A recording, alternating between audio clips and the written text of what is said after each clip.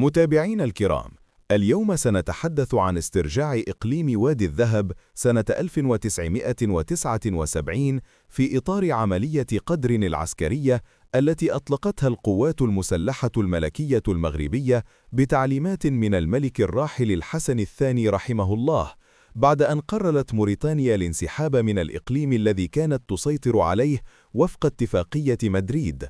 وقد جاء هذا الانسحاب في سياق حرب الصحراء والهجمات التي تعرضت لها موريتانيا آنذاك، مما خلق فراغاً أمنياً خطيراً في منطقة وادي الذهب.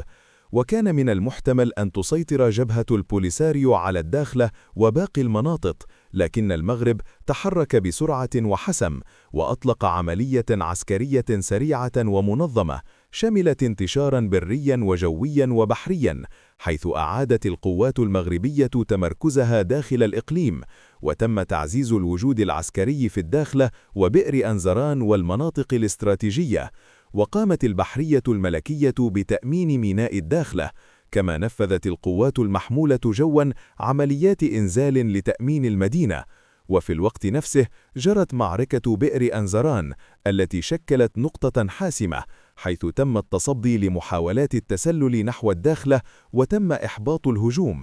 وفي 14 من غشت سنة 1979 رفع العلم المغربي في الداخلة، وأعلن استرجاع إقليم وادي الذهب الذي يضم الداخلة ومناطق أخرى جنوب المملكة. ومنذ ذلك التاريخ يحتفل المغرب بذكرى استرجاع وادي الذهب باعتباره محطة مهمة في تاريخ الصحراء المغربية وترسيخ السيادة الوطنية على الإقليم.